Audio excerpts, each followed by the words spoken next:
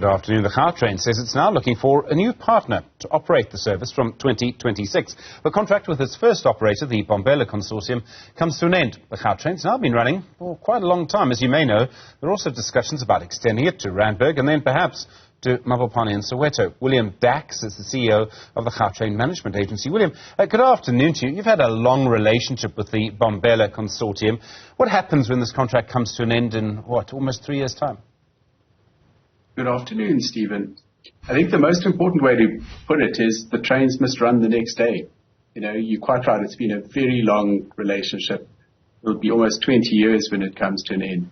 And our job, we're on the government side of this PPP agreement, is we've got to make sure that there's someone who will operate the trains the very next day. Customers mustn't experience the slightest disruption. So that's our primary goal in what we're trying to do now.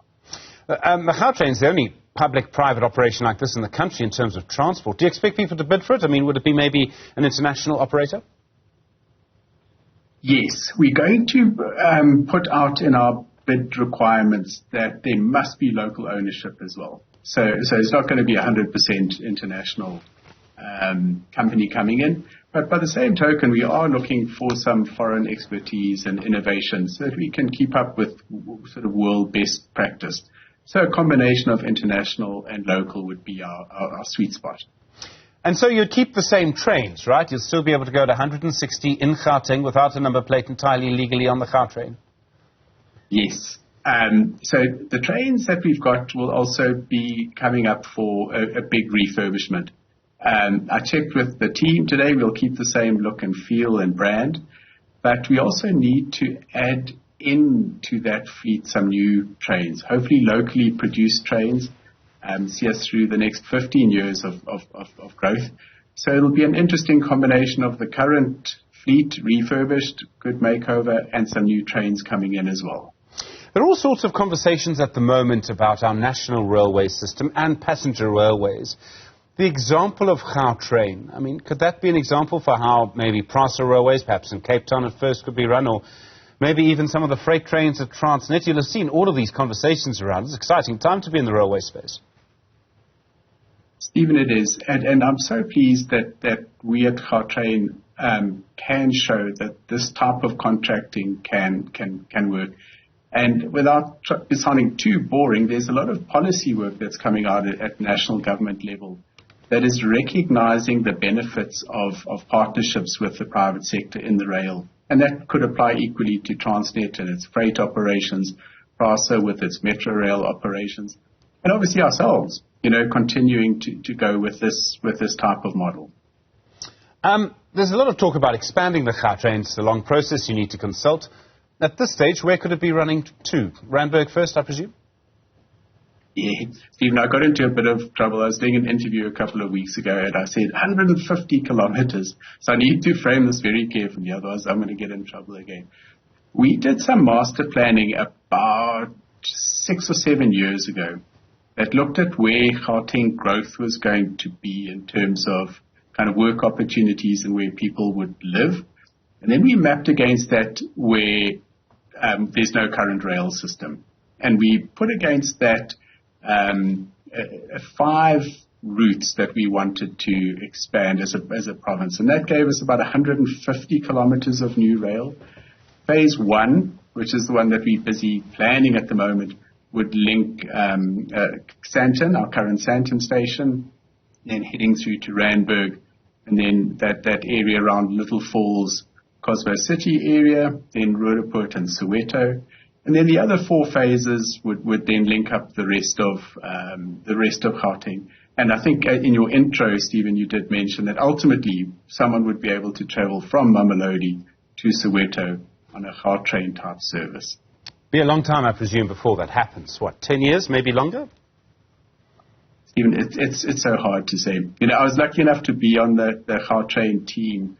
We started work in 2000, and when there was that ribbon cutting and that first train trip in 2010, that kind of framed it for me, that from the moment that you do your feasibility studies to ribbon cuttings is about 10 years.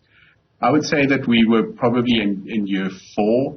So hazard a guess, I would say 4 to 6 years, and then we'd hopefully be building phase 1. And William, there are a couple of interesting urban legends, fairy tales if you like, about the Gautrain. The one is the very strange story about the cars at the Gautrain station that have been left there for ages, and one presumes that somebody or a group of people felt they needed to get to OR Tambo very quickly and never come back. The second is that the machine that did the tunnelling is still underground somewhere in Gauteng. Is that true? I thought true, Stephen, absolutely. We have this really odd situation that people come and leave their cars at Gautrain stations and then just disappear. We're in quite an awkward position because our terms of parking don't say that we can confiscate the car or do anything with it. So if you wander around, I think I board at Hatfield, on the 4th floor, I think there's a very old dust-covered car there. So that I can confirm that is true. The second one, also true. When the tunnel boring machine had finished doing its work, so the tunnel boring machine is a big fancy mining machine that kind of drills a big hole in the ground and then it lays concrete around it. When it had finished its work, it was left underground.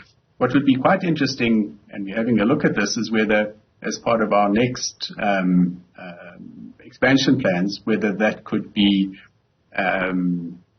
brought up and revitalized, and whether we could use it again or not. But both urban legends are true.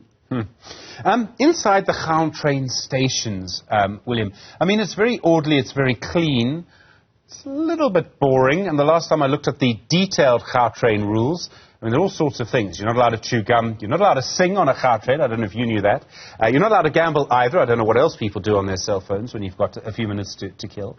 Now, you're looking at changing that a little bit. I mean, there must be an opportunity for shops down there. Absolutely.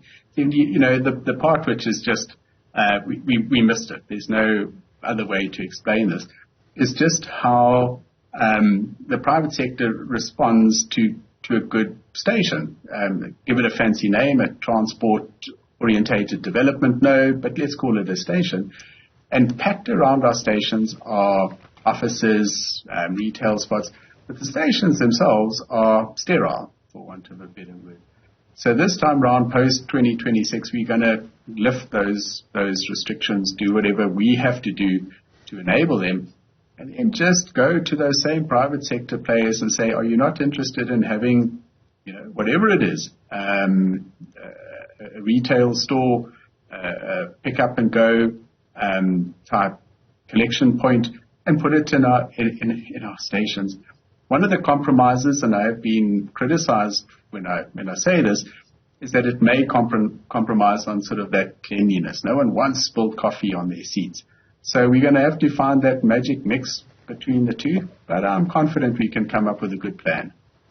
William Dachs, thank you. CEO of the Gautrain Management Agency. Really do appreciate the time.